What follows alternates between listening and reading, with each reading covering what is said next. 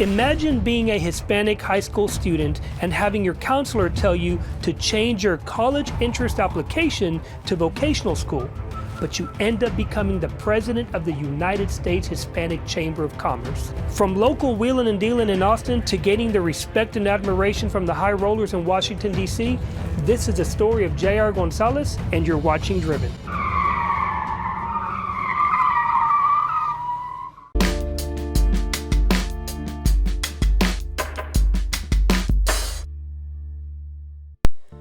J.R. Gonzales. Yes, sir. Security company for well over a decade, communications PR company, served as chairman, president, and CEO of the United States Hispanic Chamber of Commerce, executive vice chairman of TAMAC, chairman of Leadership Tejas, and consistent international travel to Asia and beyond. You are probably one of the most connected Hispanic men in Texas, at least, that I know. But I'm curious. Who were you in high school? I knew a few people. Who was I in high school? Yeah, because we're going to lead up to everything, but right, who were you in high school? Well, let's lead up to it correctly. Okay. I was born on a Saturday. Okay. Is that going too far What back? time, though? What time? 11:48. Hey. No, I tell you what, before we go to high school, I think what's interesting is that in elementary school, I was shy, I was quiet. Dude, girls used to beat me up. Really? Okay. Was this Austin, or where were you at? This was in Austin. Okay. This actually was at, my dad was in the military, so I went to I.W. Popham. Okay. And then I transferred to Pleasant Hill Elementary. And, Congress, South Congress. Yeah. And I was out there for a while, and then Dad was in the military, would go overseas every now and then. But in my early years, it was just, I didn't know what was going to happen. I mean, Really? dogs scared me, girls used to beat me up, and it was like, Was it a self-confidence issue, or I think was it was just self-confidence. I couldn't find the niche, you know. I see. Couldn't find the niche. There wasn't a lot of Latinos where I, growing up, and the military is one thing. Everybody is kind of equal, but you start getting into communities and stuff. It's kind of like, where do you fit? And so, a little self-conscious, just not sure. Junior high, Fulmore Junior High. Okay. Tell you what, you had to toughen up at Fulmore. You know, this was back in the early '70s. A little rough, kind of, or a little rough. I'd go to the bathroom, and they'd steal my lunch money. So it was either don't go to the bathroom or don't eat lunch. Wow. You started getting a little tough. That's where in junior high I developed an office record. By today's standards, I would have been considered an at-risk child because I was in fights, not because I was looking for trouble. I just wanted to eat lunch, man. Yeah, they were coming after you. I just wanted to eat lunch. So it was that. And then when I transferred to high school, I was very fortunate. Went to Crockett High School, David Crockett High School. South side, South Austin? South Austin all the way. Graduated in, I was class of '76. Okay. And, but what happened is when I was transferred over, or when I started high school, teachers already knew about me. Here's a troublemaker, Latino, Hispanic, or what they call it. I had a Spanish surname. Okay. We're talking, Crockett at the time was 3,500 students. Okay. And there was only 200 students with Spanish surnames. Wow. So immediately when I arrived as a freshman, I met with my counselors, filled out the paperwork, and then I got called to the office. And they said, JR, you made a mistake. And I go, what do you mean I made a mistake? I mean, my real, JR is Jaime Roed. Yeah. But I've been going by JR ever since I was 5 days old. Okay. And they'd call me Jamie. Jamie, come here. I go, yes, ma'am. I says, you made a mistake. I go, I made a mistake on what? You fill out the paperwork for college-bound students. Oh. I said, you need to fill out this paperwork. What's that paperwork? That's for like vocational training, sort of like for auto mechanics and bricklaying and woodwork. I go, no, ma'am, I didn't fill out the wrong paperwork. They were choosing a different path, we'll call it. They were choosing it for me. And then they go, then this is what guys said, you don't understand. If you're lucky enough to graduate from high school, and you get married, and you need to support your family, so you need to have a job. So if you take like auto mechanics or bricklaying, that'll ensure you'll be able to support your family. I said, ma'am, thank you, but no thank you. I'm going this way. And so a brouhaha came, and it was embarrassing. My mother had to go up to the school and meet with them. And then when my mom walked in and met with the counselors, and they realized that she was a teacher, she was an educator, their whole attitude kind of changed. Okay, they cleaned up their act now. They cleaned up their act, okay? Wow. But keep in mind, I'm coming from a troubled junior high, always in fights, always in trouble. I mean, I had calluses on my butt. I mean, Why were you always in trouble though? Was it I was starting to act out a little bit. like seeking attention, It wasn't so or much seeking attention, but maybe seeking attention a little Okay. bit. But survival, it's kind of like distinguish who you are. You know, Yeah, separate yourself basically. from the crowd. And it was like any number of fights, and some I won, most of them I lost. I mean, Yeah. you got tough. You learn Yeah. how to take a punch. And so going into high school, I was already labeled as I had an office folder that thick. I had calluses on my behind because back in those days, corporal Paddle. punishment. Yeah, I mean, just grab your I ankles, remember those look days, forward. 80s. You know, it was 70s. a Yeah, little bit well, I before mean, you- me in the 80s, I was Yeah, getting me in the paddled in the 70s. 80s, yeah. So it was fortunate in that what saved me, I think, was there was a teacher, Okay. Shirley Pacey. She was the speech coach. Okay. And someone said, I got in her class, and one day she's sitting there after class going, Frank, I want to see you. Kathy, I want to see you. Camille, I want to see you. I go, yo, teach, how about me? You know, she looks at me and goes, okay, JR, I'll see you after class. And so we meet after class. She goes, okay, it was at Bedichek Junior High at the time, which was a brand new school. She goes, there's a speech festival. There's a speech competition. If you guys want to go ahead and enter, we have prose reading, we have debate, we have poetry, we have that. Okay. I go, what? I mean, it was all foreign to me. I said, you know what? I'll try it. And so I ended up competing in UIL speech competition, and I came back with a ribbon of excellence or something. Yeah. And I said, this was pretty cool. And so she got me involved, and I started, in fact, I actually lettered in speech is one of the things. And so for the 4 years of high school, in fact, one of my degrees is in speech communication. So I took that path, but it was the teacher that got me that sense of being a little bit of an extrovert at times, Okay. and trying to channel my energy instead of acting out and performing. Yeah. I was able to place it, you know, in speech class, speech competition. Okay. Now, the little temper that I get from my father, by the way, and the fights, I was fortunate enough, and I made the freshman football team. And I played football all through high school, you know, freshman, B team, and then varsity. All Crockett, by the way, All right? Crockett. All Crockett. I got my letter. Cougar, I believe? Crockett Cougar, yes, Okay. sir. I'm a Crockett Cougar. My blood runs gold and brown. There you go. And so I got a letter in football, and I got a letter in speech, and I also got a letter in drama. I was a thespian, so I did a little bit of acting on stage. So I was kind of like, you know, where do I fit in? But it was something that I enjoyed, Okay. and I never could just do one thing. Yeah. Then I started getting involved in student council, and I ended up becoming student council president. Pulled some things off in that school that they've never seen before. But student body president, football, who's who, all that stuff. And it was just a matter of where I fit in, because there was a realization that I was one of very few Hispanics in the school. Okay.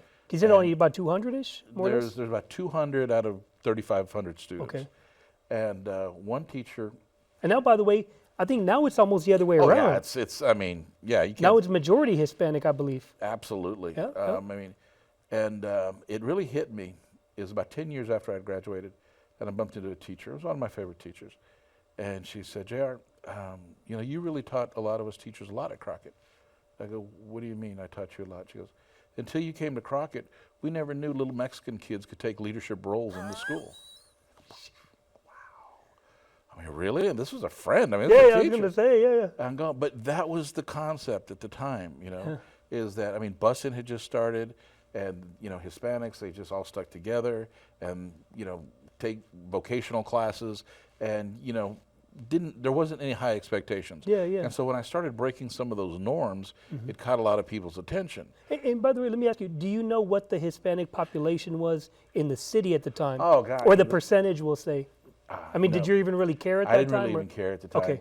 But I do know it's when I started at Southwest Texas State, Okay. which is now Texas State. Yep. I jokingly tell people when I enrolled, I increased the Hispanic enrollment. I increased the Hispanic population by at least 30%. Oh, my.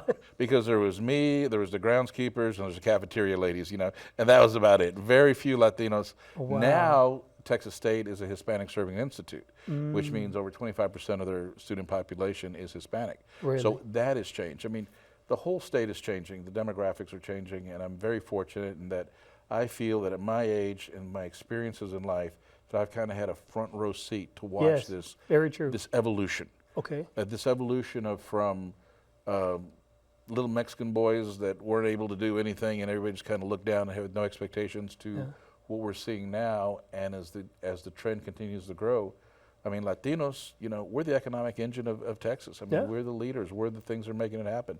A lot of people kind of look down and don't realize, but if you look at it, the average age of a Hispanic in the United States today is about 25 to 26 years old. Okay. The average age of everybody else is 45. Wow. So we're younger, we're childbearing, most of us are Catholics. We have a lot of kids, you know, we're in the workforce. We are the future. You look at almost any school district, you know, especially here in Texas, and even across the country, you look at anything from like 6th grade down, you're going to see nothing but little Hispanic kids. And a lot of these schools now are the bilingual, dual language they call it. Dual language, the Dual bilingual, language. or the ESL or whatever. I tell you what, when I growing up, no, we didn't have ESL. You spoke Spanish, you got paddled. You know, you learn English real quick. Hey, you know, it's really funny you say that. I had a friend, this was years ago, we used to work together, older guy, probably your age, and he said back when he was in school, they used to hit them if they would speak Spanish. And the kids used to sneak their tacos, the Hispanic kids used to sneak their tacos in and eat them because they would get laughed at school if they were eating tacos. And now everybody, oh, let's get some breakfast tacos or tacos this. Yeah, but in school, now they're called wraps. Oh, really? Okay. Yes, we don't call them tacos anymore. We're called wraps. And you jack up the price like $2 per unit. But anyway, oh my goodness! But it was a different experience. So as I experienced that, it was like, wow. In college, you know. I had college. I even had some issues in college because there again, not a whole lot of Hispanics in college dealing through the social things and everything. Early '80s at this point, right? We're talking 79-ish? You were talking late '70s. Graduated from college '81. Okay. So went through all that, and then of course afterwards. Just very ambitious, very aggressive. I was very proud of the fact that right out of college, I was kind of recruited, if you will, but I worked for 2 senators, a U.S. congressman, and was a senatorial aide in the state legislature, all by age 25. How did you land that, though? The truth. How did you land it all? Or do you remember? I do. All right. I can't believe you're getting this out of me. Let it out. These are the stories that I love to hear. All right. When I was graduating, and keep in mind, I worked my way through college. Okay. My parents were in a position, my first semester freshman year was taken care of. After that, it had to be student loans, grants, working every summer, working during spring break, working part-time jobs as you're going to school, whatever it took. Okay. So I did whatever it took, and I appreciate that because it taught me the value of hard work, a work ethic, and the value of a dollar. Okay. So I put out some resumes out there once I graduated, and it was Thanksgiving break. I remember it well. And I was at my parents' house, who lived right here in Manchaca, and I got a call. And her name was Gail Harris. Gail Harris. She goes, is this looking for J.R. Gonzales? I go, ma'am, this is J.R. I said, Ms. Gonzales, you still looking for employment? This is Gail Harris with Senator Kothman's office over at the state capitol. And I go, yes, ma'am, I am. And she goes, well, you think when can you come in for an interview? And I go, today? She goes, it's Thanksgiving, J.R. How about Monday? And I go, okay, Monday. So I put on my little coat and tie and everything. I ran over to the Capitol, and I was about halfway through the interview, and she just smiled, shut the folder, and said, so when can you start? And I go, when do you need me? And so I got the job working as a senatorial aide in the state legislature back, and it was the 67th legislative session, so it was way back when. Now, about a week or two goes by, and one of the things, my duties was I had to file away all the applications of the people that didn't get the jobs. I kind of peeked through there. Seeing who's who. Yeah, I kind of like, wow, there's some qualified people in here. Wow. And so I said, I went and I go, Ms. Harris, I have a question for you. She goes, yeah, JR. She says, will you answer me honestly? And I go, I'll do my best. I go, why me? You know, why did I get the job? There's so many better qualified people. Not that you looked, but. Not that I looked. And she smiled. She goes, well, you kind of asked the wrong question. She says, yeah, there's a lot of qualified people. You should ask, why did you get the interview? And I go, She goes, once I interviewed you, and I got to meet you, your personality, you spoke Spanish, you're from the area. It seemed to be a fit. Okay. Well, unbeknownst to a lot of people, you remember I said I'd worked my way through college? Mm-hmm. One of my jobs, it was my freshman year, I did my freshman year and my through the summer and my first semester my sophomore year. I worked at Ocarina Springs. I remember that. Now, Glass bottom boat. The glass bottom boats. And what was the main attraction at Ocarina Springs? Was it the mermaid? No. Ralph the swimming pig. That's right. Okay, I remember. Yeah, we used to go field trips, I think, back in school. Yes, believe it or not, but I actually was one of the witch doctors that swam with Ralph the swimming pig. Really? I did 2 semesters in a summer at Ocarina Springs, and I was making, what, $2.95 an hour. Yeah, I was going to say. And minimum wage was $3.15, but we were seasonal help, so they could pay us less. I mean, $2.95 an hour, swimming with a pig, dude. I mean, seriously. So when Ms. Harris said, you asked the wrong question, she goes, why did I get the interview? Because I was flipping through all these applications, and when I saw that you swam with a pig for a living, I said, I got to meet this guy. So it was the pig that actually got me the job in the Capitol that started an entire career track that, still affects me today. No, it's a beautiful story. Because I don't think you've told this story that many times. It's a little, I mean, it's not embarrassing, but it's kind of like. It's real life. I swam with a pig. They go, really? In fact, that is the working title of a book I'm working on, and it's called Swimming with Pigs, with the subtitle, You Are the Total Sum of Your Experiences, because that pig changed my life in a lot of different ways, believe it or not. Now, if you're doing that 2 years ago, I might be like, hey, but yeah, if it was, 40, 30, whatever years ago, then we understand. It was. We're not holding it against you. No. And then you mentioned, for 15 years, I owned a private security and investigations company. Yeah. At one point, we had about 110 employees. Wow. It was a good operation. So hold on. So you went from the Capitol, working for them. I went from the Capitol. Okay. I worked for that. And then after that, I opened up, I worked for a radio station for a little while. Okay. I did some other stuff. Nothing seemed to really fit. I even worked for a rent-to-own store one time, Quality Rentals. Oh, like the Rent-A-Center type? Yeah, right, rent-to-own type stuff. Okay. I just couldn't find my niche, and nothing really fit. Did you have any, let me ask you this, so did you have guidance at home that kind of like, hey, mijo, do you want to do this, do you want to do that? Or was it you just kind of, I know everything? Well, it wasn't me knowing everything. It was me, I'm going to do what I'm going to do. Yeah, true. I mean, I had great parents. My parents supported me by any way they could, and I'm very, very blessed to have both my parents with me still today. Okay. But it's kind of like, whatever you want to do, mijo. And I go, okay. They backed it up. They'd back it up no matter what. Okay. So I tried a bunch of little stuff and came to the conclusion I just didn't like taking orders or following people's directions very well. And so at age 26, I started a public relations advertising firm. Okay. And it was JRG Communications. It was JRG and Associates, and later when we incorporated, it became JRG Communications.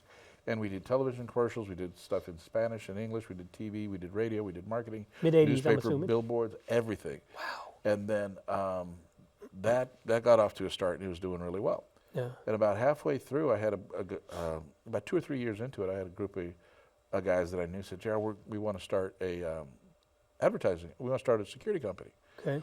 And I go, okay, well, knock yourself out. We need somebody to bankroll it. Well, everybody has ideas, but they don't have the money. And I was doing well, okay? Yeah, but the thing that I didn't mention is that when I was in college, one of my jobs was working as a security guard. Okay. So I worked as a security guard. I learned the security industry from the ground up. Yeah. And about my senior year, and I like working security because I could actually study, while I'm getting paid. Okay. Now, it just so happens, and life is strange, is that my senior year, a lot of my security assignments were at Ocarina Springs, guarding Ralph, that dang swimming pig. The celebrity. That I was just like, it would always upstage me. So I'm going, God, life is crazy. So he was a Shamu of the area. Hey, easy, buddy. I'm trying to cut down. No, he was he was a Shamu there. I feel like Shamu right now, but anyway. You're good. So we ended up, so they went ahead and I said, you know what? So I gave them some financing. Mm-hmm. I mean, at the time, it wasn't a whole lot, but at the time it was a lot of money. It was like, what was it, like 15,000. Yeah. Let's get started. After about 6 months, they weren't doing anything. They ran it into the ground, and then they all just disappeared. And I got held owning a security license, $15,000 that I'd shelled out of pocket. Yeah. And I said, what am I going to do with this? So I said, well, you know what? Let me just take over the security company. Okay. And so I went out and found some contracts. So the marketing and everything, you had somebody covering that? Well, kind of. Actually, that was the crazy part, because during the day, I ran a public relations advertising firm. Okay. And in the evening, I ran a security company. And so we had both. And we had offices where we had ad agency here, security company here. I'd go up and down the hall with different personnel running everything. I mean, married at this point or no? with the same woman, Pauline. Okay. I mean, Pauline's been with me a long time, and it was like, so that was the business. Okay. And so the security company started off. It was really funny because my first contract was a patrol service, and it was just checking on a building 4 or 5 times a night. So I'm going, one building, you know, we had like one building. So on Friday, Saturday nights, I'd play poker with my buddies and go, okay, deal me out for a while. I'd get a security jacket with blue jeans and tennis shoes, get in my car, go over there, check it, everything's fine, and go back. So we ended up starting a patrol service, and then the standing guards, of course. But the interesting thing is that the patrol service, you needed cars. Okay. And I didn't have any cars. And here's where it kind of got unique, in that over there off the Riverside area, that was a rough area even back then. And I had saw where a security company had some issues on this property. And so I approached this, hey, if you're ever looking for a security company, this is who I am, here's my card. And this person was ready to change. This manager was ready to sign. You were the gift from God that came to the... I could sell ice cubes to Eskimos. I smooth talked her. I said, boom, boom, boom. Here's the contract. And I said, but every security company usually has a clause that you need to give 30 days written notice. Okay. So she was ready. So I knew I had 30 days to prepare. Yeah. So I go, here's the contract. Here you go. Here's the pin. She's ready to sign in. Right before she signs, she goes, JR, I just realized I haven't seen your patrol cars. I didn't have any patrol cars. Oh, you were just going in your personal vehicle. I didn't have any patrol cars yet because I wasn't in the business yet, really. And so I said, okay. She goes, can you bring your patrol car by, or do you have a picture so I can see it? And I go, yeah, I can do that. But you know what, Kathy? Since I like you so much, I'm going to do you a favor. She goes, what's that? I go, here's the problem with a lot of security companies.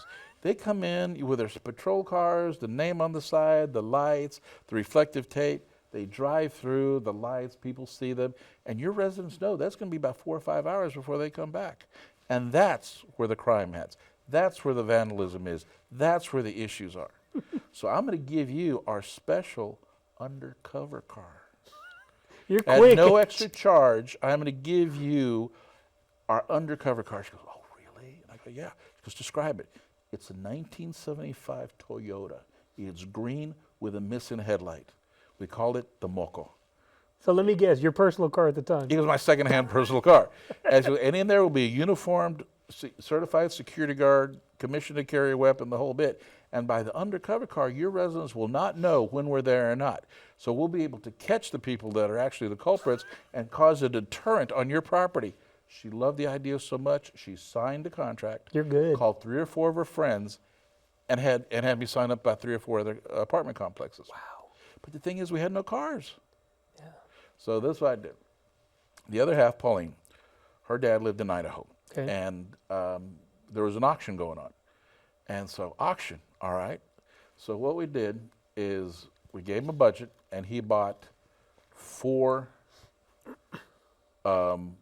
state patrol cars at auction. Okay. Like the Caprice or something type of? Yeah, well, they were Furies at the time. They were the big 4-door Furies with the big engines and all that.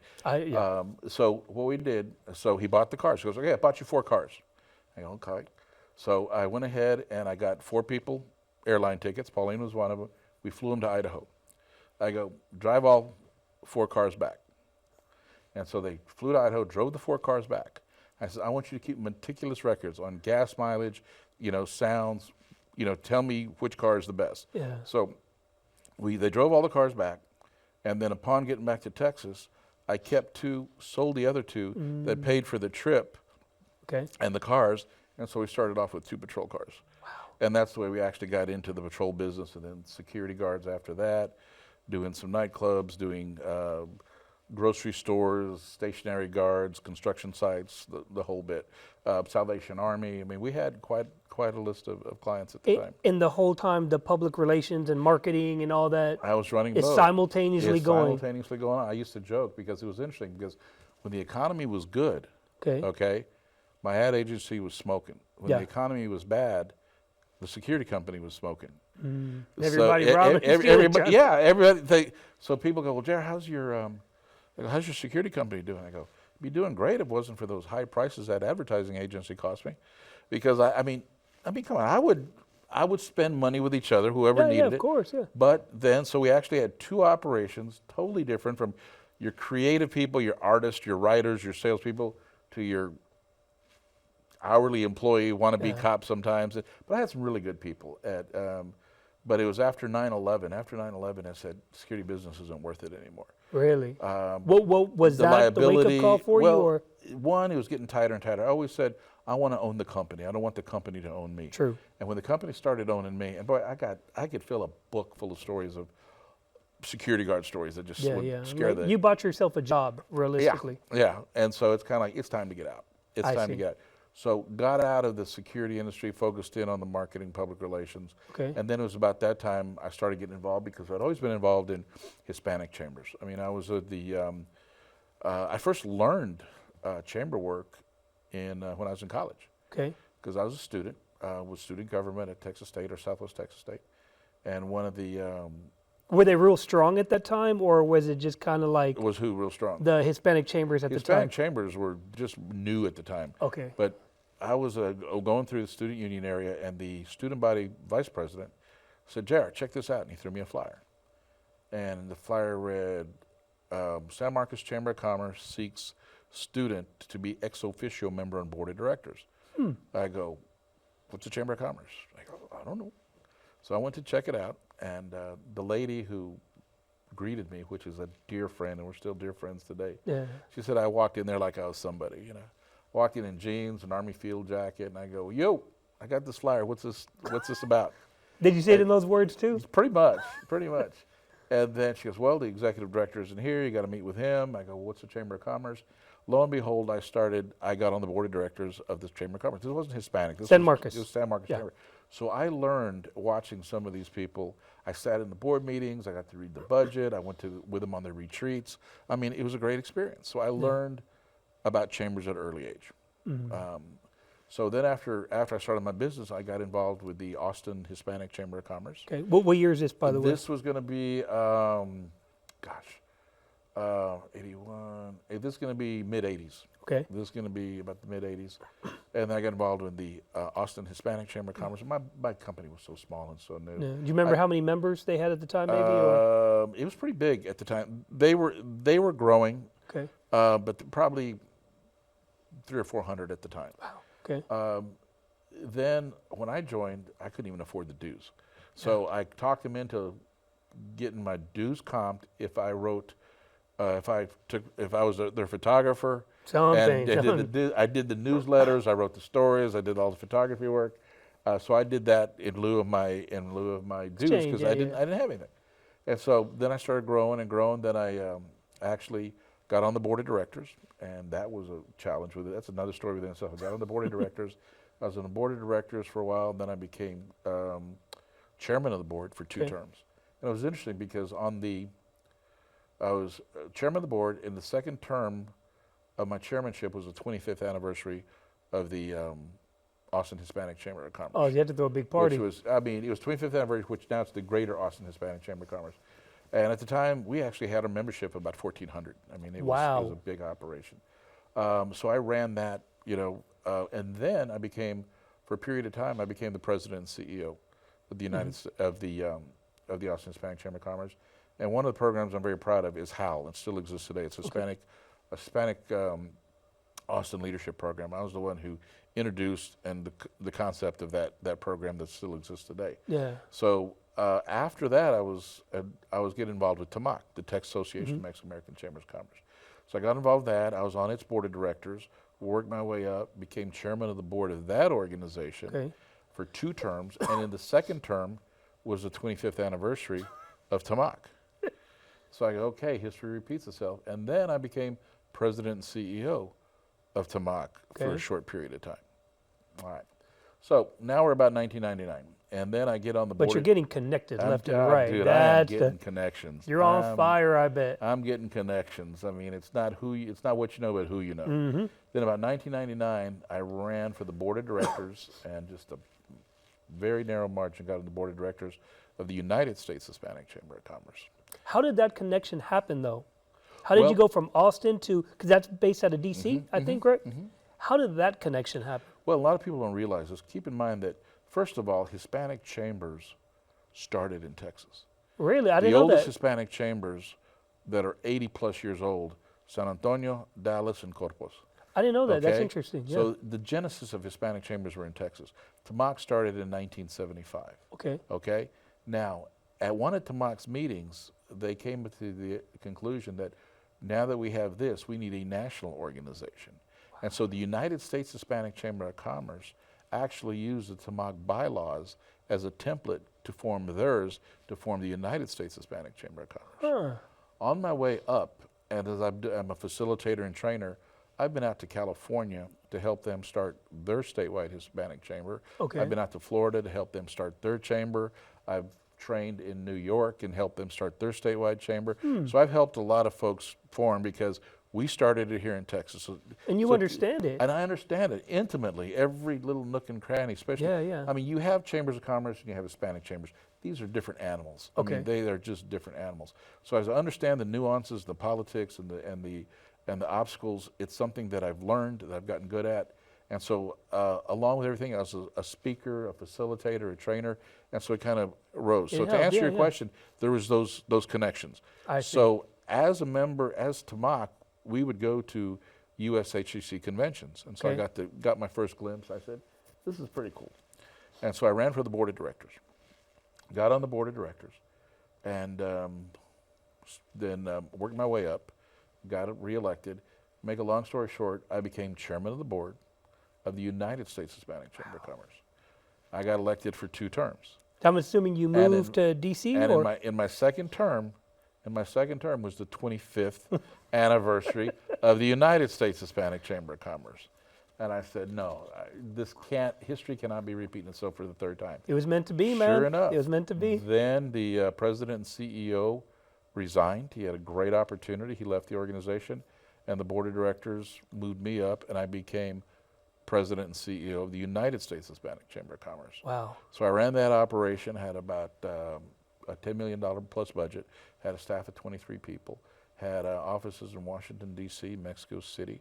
I was flying all over the place, flying into Mexico City a lot, wouldn't be unusual to be in 4 or 5 different time zones in one given week.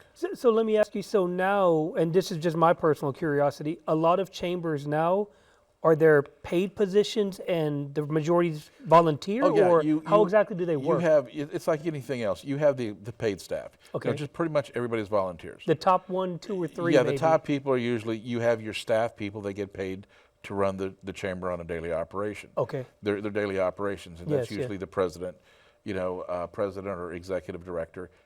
So you have your chairman of the board is the head person who's the elected position. Yeah. And you have your board of He's directors. got the salary, though. Or she. Or she, I'm sorry. Yeah. No, that's the chairman of the board. The chairperson is the volunteer position. Okay. And it's the president or executive director that's the paid position. I see. Okay. Okay. So those are the differences. And it's kind of funny because going through there, I go, hey, Dad, guess what? I became chairman of the board of the Austin Hispanic Chamber of Commerce. Well, good, mijo. Does it pay? No, it's volunteer. Okay. Hey, Dad, I became chairman of the board of the Texas Association of Mexican American Chambers of Commerce. And he goes, does it pay? No. He goes, okay. Dad, coming back, I'm now chairman of the board of the United States Hispanic Chamber of Commerce. Does it pay? I go, no, sir. He goes, all right, mijo, I guess you know what you're doing. And one day, Dad, I'm now the president and CEO of the United States Hispanic Chamber of Commerce. He goes, does it pay? I go, oh, yeah. Pays nicely. He goes, get down to mijo. Wrote it down. He goes, it was worth it. You know what's funny? You say that, just to throw this in. I was a marketing director for a period of time for Score Austin. Okay. So I know my stuff. I'm a marketing guy. Okay. When I became the marketing director, and people asked me, they said, so how much you get paid? I said, I don't get paid anything. And he said, so why are you doing it? I said, because connections are more valuable than money. Yeah. Access is more valuable than money. And that alone opened so many doors for me. That did. Yeah. And I'm sure for you the same. Once I was there, because my base salary at USHC was modest. It was okay. And then with my bonuses, incentives, I mean, I was raking it in. I mean, Yeah, I was doing well. So I was living in Washington, D.C. I was in Washington, D.C. for 9 years. Had a home here, went back and forth, traveled. It was a great life. But I went through the, when W was president. Now, keep in mind, when W was president, and I was with Tamak, he was governor of Texas. So I knew him from Texas. And so when he became president, soon thereafter, I moved up. And we still knew each other. So, I mean, it's pretty cool when the President of the United States knows you by name. And calls you out in a crowd. And he loved to practice his Spanish. You know, W would love to practice his Spanish with me. He says, JR, ¿cómo estás, amigo? I'm doing fine, Mr. President. How are you? And he was an interesting fellow. I mean, really liked him. So I was there through the Bush years, and then of course Obama. I was at Obama's inauguration and saw part of that. And being in Washington, D.C., Hamid, was an experience. What's the movement like as far as the daily operations in the political arena? Is it fast? Is it like Hollywood? You know, when you go to LA, you go to Hollywood, everyone is talk, kind of like a fake talk? Or what is the daily movement of DC that you saw? In my book, DC was like Top Gun. Really? I mean, you had to it was the best of the best. I see. You made a mistake, you didn't last long. And people would gel. You'd see people, your little cliques, your little enclaves. But the coolest thing is you're sitting at a watering hole. I mean, it's not 9 to 5. I mean, you work until the job gets done. You may be working until all hours of the night, and that's fine. You do the job. I mean, when it comes to it, you're probably working a lot more than you're getting, you know. Yeah, when you break it down by the hours or whatever. You know, like maybe minimum wage. But the thing is, the contacts, the people you're meeting, the things that you get to do is just phenomenal. I mean, you have a front row seat to history, watching it unfold there. But well, you're part of it also. Yeah, you're also part of it. When you're sitting around a dinner table with some friends, and you go, okay, Michael, you're with SBA. Daniel, you're with the White House. You're with DOJ. You're with DOD. I run the Hispanic Chamber of Commerce. You run the Congressional Hispanic Caucus. You do this. It's kind of like you got all these top players, and it's kind of like, wow, just the influence around that table of what we could impact was huge. So Hispanic kid from South Austin. Well, you know, that they didn't believe in. Born in Mercedes, Texas, man, little valley. It was interesting, and then we had our favorite restaurants and we had our favorite stuff, and then it was interesting because in that it was like all the Latinos kind of found each other in D.C. very quickly. It's kind of like we'd help each other out. And there was no LinkedIn back then. No, there wasn't LinkedIn. None of that LinkedIn. None of that stuff back then. It was my apartment. It was funny because my apartment was like an adult hostel. You know, people would come in. Hey, Jerry, I'm going to be in town, and I had this old raggedy red couch that rolled out into a bed. I've had more people in and out of that apartment. You know, some even had keys because I would do a lot of traveling. Yeah. But we always try to help each other out. Always, somebody new to town, we'd show them around town. We'd show them the ropes, where to go, where not to go. You made some of the best friendships I ever made. You know, were in D.C. But it was fast paced. No room for error. It was critical, and a realization that things that you were doing made a difference. I see. And to have that responsibility, I mean, it's pretty cool.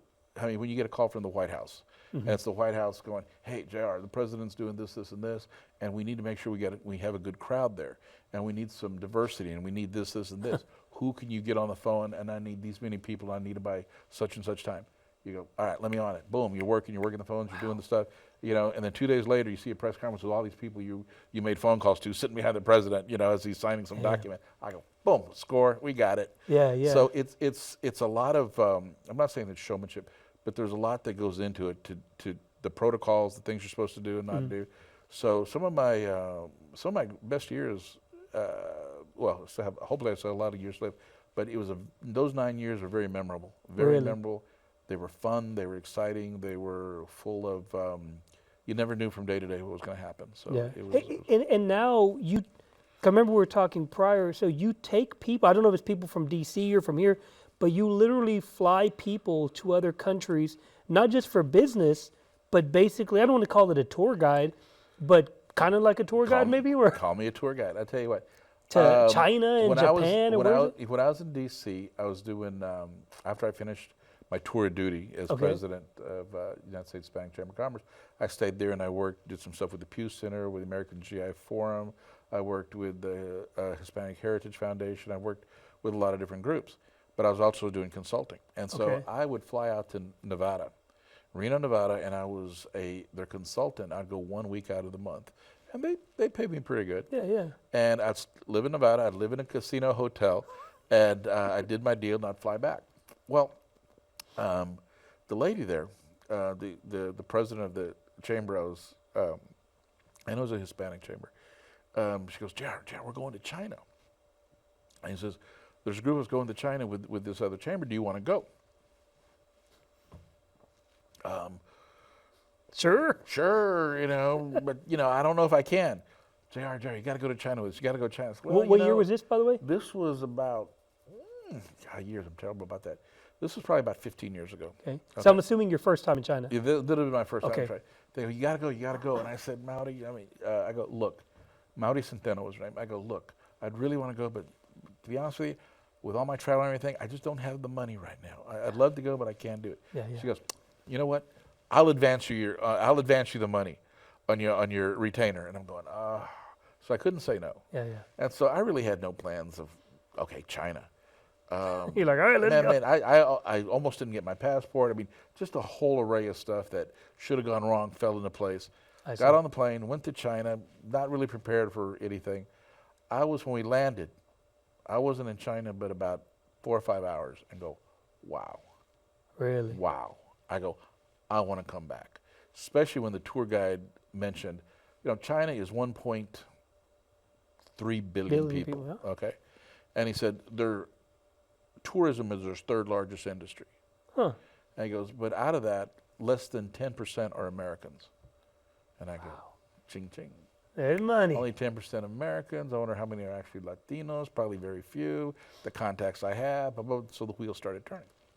So that tour, my first trip to China, saw it through a completely different set of eyes. Like, what am I going to do? So I came back, tried to find the owner of the tour company. Now, the owner of the tour company had a bad experience with people from Mexico, and since my last name was Gonzales, really wasn't too anxious to meet me, So I kept pushing, So after about 6 weeks, he finally agreed. So he comes out, flies out of California, and he's Chinese. He flew out of California, met me in Austin. We went over to the shoreline and had a fish dinner, because that's all he eats is fish. And he says Americans like to make deals over dessert. So over dessert, we shook hands. Now, he normally only deals with Chamber of Commerce. I was not a Chamber of Commerce. I was an individual.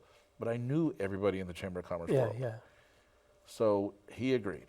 And so I took my first group to China. And to date, I've taken been to China 13 times. Wow.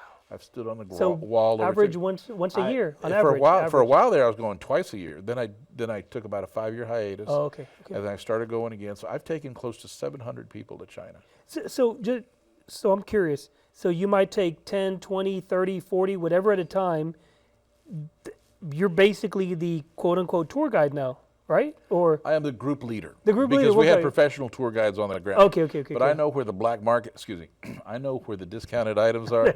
Man, you get to know China. I mean, Beijing, Shanghai, Suzhou, Hangzhou, Xi'an, the marketplaces, where the little stuff that falls off a truck, where you can get the purses, where you can get this. The fake AirPods. For a while there, I was going every 6 months. Wow. And so, the skyline in China would change every 6 months. So they got to know me. And look, and a little picking on myself here, I love the Chinese people, okay? Yeah. And they like me. And I'm not trying to sound arrogant here, but when I smile, my eyes kind of cringe up, and I got this belly. They think I look like the happy Buddha.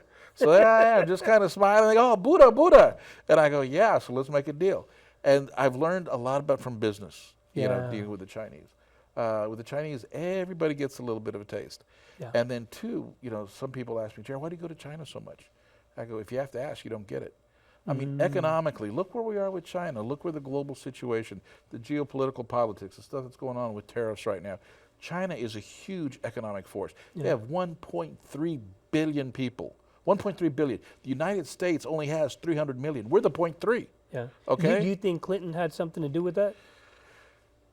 Well, Because there's, there were rumors that after he, let's just say, helped them out a little bit, they shot up like crazy. Well, there's a lot of stuff going on that I'm not particularly fond of. Yeah, yeah. But people go, oh, they're a communist country. Yeah, communist, but they're the most capitalistic country, one of the most capitalistic. Everybody's hustling, Everybody's hustling. Happen. And they're doing it, but they're working for it. They're working for it. I see. And so I really appreciate it. And then too, whether you like it or not, if China sneezes, the U.S. coughs. We're connected. I mean, that's our largest lending partner. And with China, they can kind of control their own currency. They don't have the type of rules that we do. And China's been making here, as of late, some very, very aggressive moves into South America, Central America, and Mexico. Okay. They're really moving. And as all this stuff we see in the news right now, this whole, what I'm going to call almost this anti-Latino sentiment that's going on, the Chinese are taking advantage of that. They're taking advantage of that and moving into areas that we used to occupy. And they're coming in with cash. Oh, they're coming in with cash, and they're buying up stuff. It's interesting because, there's all the negative press about Mexico and the wall and everything else. But Mexico is now the U.S.'s #1 trading partner. And they used to be number 2 and number 3. Okay. But with the tariffs that are going on in China, that revenue dropped down. I see. And so China dropped into position and Mexico moved up. And now there's other tariffs, and now there's the USMC, which is the new NAFTA trade agreement that's going on. But a lot of people don't realize this whole global economy, it's like the United States cannot afford to be an isolationist. They just can't afford to build walls around them and do it their way and the heck with everybody else. We are intermixed with everything. And then what I see in China and the way they handle stuff, the work ethic, the people here, an American, especially a millennial, they have 8 different jobs, 8 different careers. Over there, they may only have 1 job for their entire life. Maybe 2. I mean, it's a whole different thing. And if they don't do the job, there's thousands of other people waiting to take that job. No matter how much it pays either. Exactly, or how much it doesn't pay. So it's going on. So we got to realize that in this whole global market, what I've had the advantage by traveling to China and extensive traveling in Mexico, Costa Rica, Spain, Canada. As I go, I do it for pleasure, but also business because I'm learning. Yes. I'm learning, but here's contacts. Here's the entrepreneur and the Gonzales in me. Okay, let me share this. Now, the first time I went to China, I paid. Okay, as a tourist to go. Yes. To deal with the company I work with, if I get so many people to sign up, I go for free. Can't beat that. Okay, and I get so many people to sign up, and I get to keep a little bit of commission. Yeah. So I've actually been to China 13 times, and I've paid once. And I love it. What better way to actually go someplace and actually? Oh no, that'd be wonderful. It's great. And so right now I'm putting together a group to go to Spain. Okay. Next October, I had Cuba all lined up with 60 people, but this administration changed the rules, closed Cuba, so I couldn't go to Cuba. I wanted to see that before it changed, and then I'll probably end up going back to China. I mean, because I just love China, and I can get a good deal. When I can take people to China for 9 days for airfare, 4- and 5-star hotels, 3 meals a day, transportation, tour guides, everything for turnkey for $24.99. I mean, that's not bad. No, you can't beat that. I mean, some of the best hotels I've stayed in the world have been in China.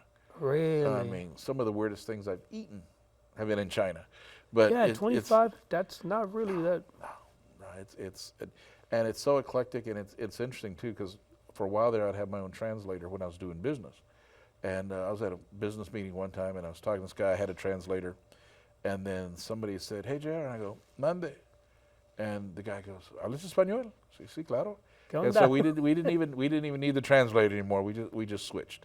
And as it's really kind of disturbing, Hamid, that, and you can appreciate this.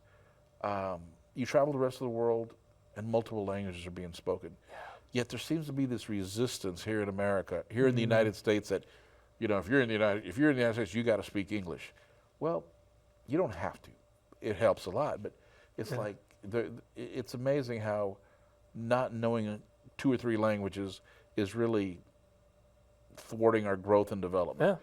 I mean, it's proven that people who speak multiple languages, or at least 2 languages, have a higher intellectual capacity. I know parents that are sticking their kids in bilingual schools or training, to get that. My son is in one. Yeah, my little one is in one. There's no sense of just knowing one language, no matter where you are.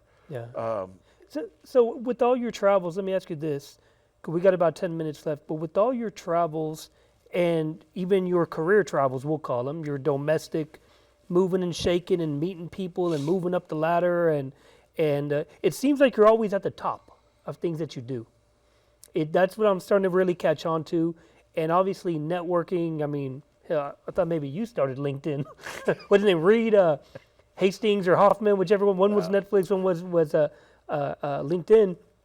But what are the takeaways and things that you've noticed over, let's say, 20, 30 years that seem to be commonalities, regardless whether it's the entrepreneur side of you or whether it's the corporate side of you or the networking side? What are some takeaways that you're like, this I apply to this and this and this and this and this I apply, you know what I'm saying? It's That's a good question. One of the things that I realized, and I'm no spring chicken anymore. Okay. Here I am, but in the mornings I can feel it. Yeah. One of the things is being able to constantly change. Okay. Every now and then I say, okay, JR, is it time to reinvent yourself? And I'm not talking about reinvent me, my personality. Yeah. Reinvent what I do. Yeah. Do I still enjoy it? Am I still getting out of it? Because I'm a firm believer, Hamid, that money should be a byproduct of doing what you enjoy doing. Yes, I agree. Money should be a byproduct of doing what you enjoy doing. And in life, I feel, and thank you very much, I'm not at the top of my game, but you've held some top pretty positions. Good positions. But the reason I've held it is because I had a desire. I wanted to be there. I enjoyed it. And when I don't enjoy it, it's time to quit. Yeah. I wouldn't trade my experience in Washington, D.C. for anything in the world. Yeah. But after 9 years, time to come back to Texas. Mm-hmm. And right now, among other things, I'm running the Buda Area Chamber of Commerce. Yeah. People go, JR, from Washington, D.C. to Buda, Texas. I go, explain that to me. I go, well, there's a reason for it. But I'm having fun running that chamber. I'm still being able to do speaking engagements and travel. I'm working with TAMAC, the Tech Association. Yeah, you're also on the chairman of vice chairman of TAMAC. Vice chairman of TAMAC, and because I've been chairman before. I don't want to be chairman again. Yeah. But now we've started a statewide leadership program. Mm-hmm. We're doing professional development and training for people, and so instead of sitting in Washington D.C., climb my way up to try to stay at the top of the game. I said, let's go back home. I have my parents here that are still with us, and I want to start training and teaching the next generation. I see. The next generation of young people, and the goal is I would like to see them achieve more than I did, and that is the idea. What are your regrets? My regrets?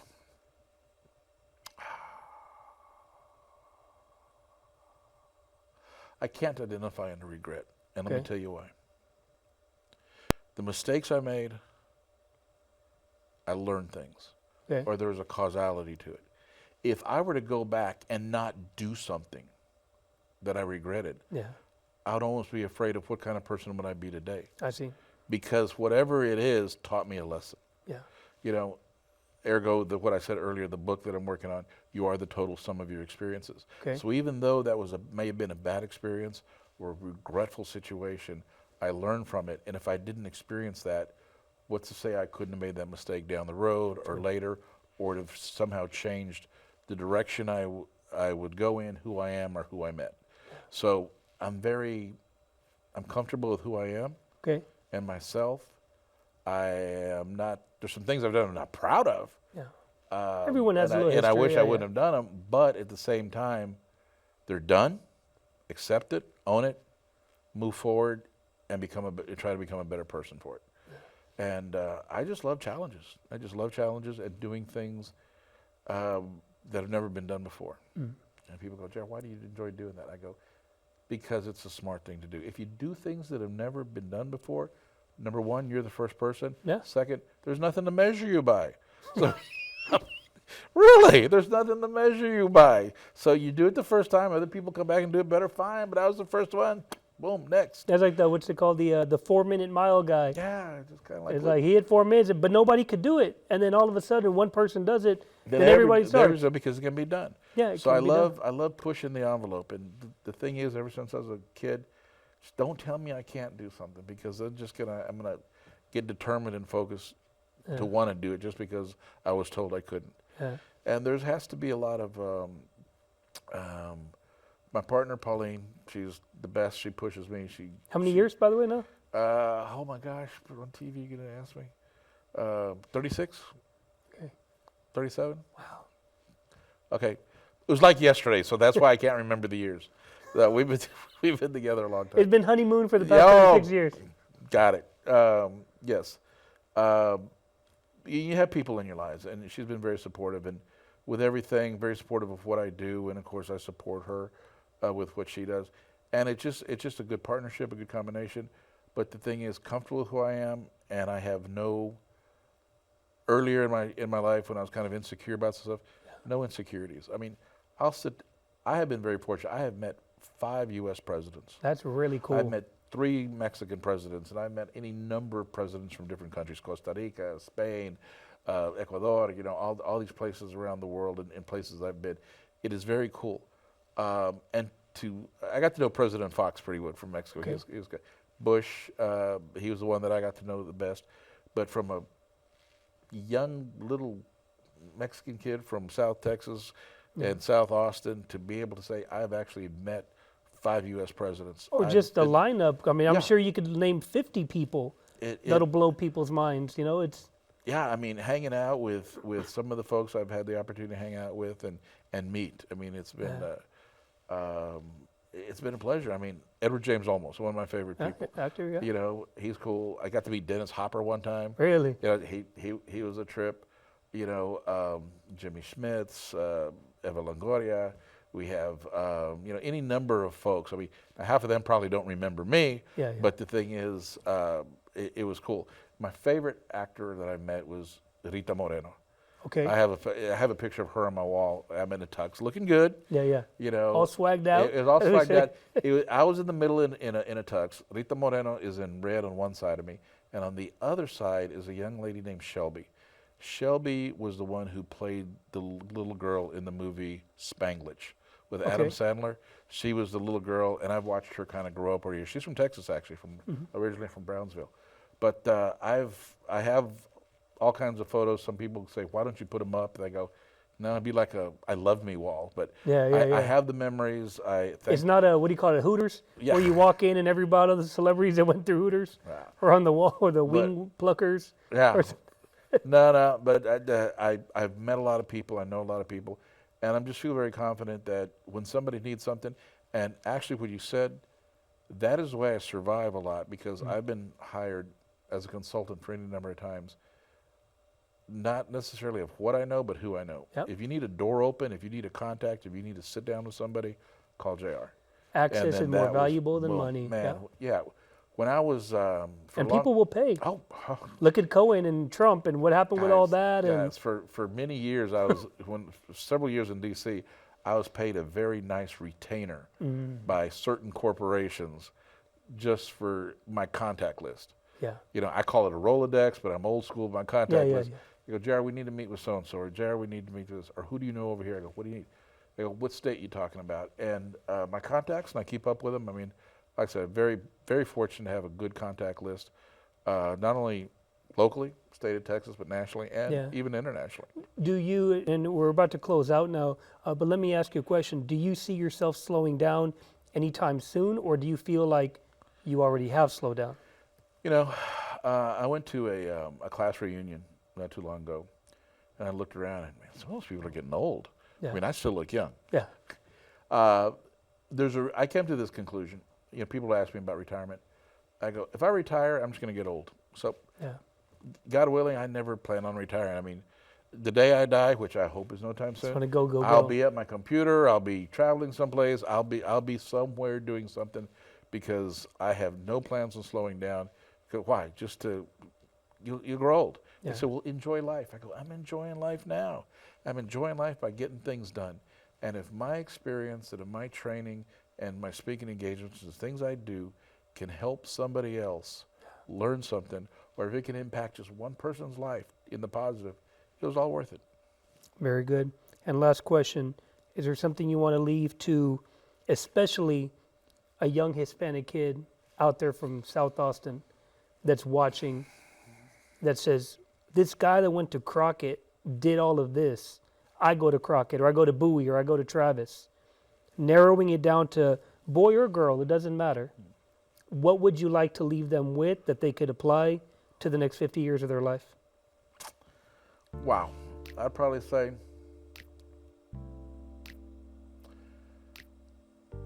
pick a career path that you thoroughly enjoy. Okay. Because like I said earlier, money should be just a byproduct of doing what you enjoy. Do what you enjoy. Try to make a difference in life, and never, ever let anybody tell you that you can't do something. But while you're doing it,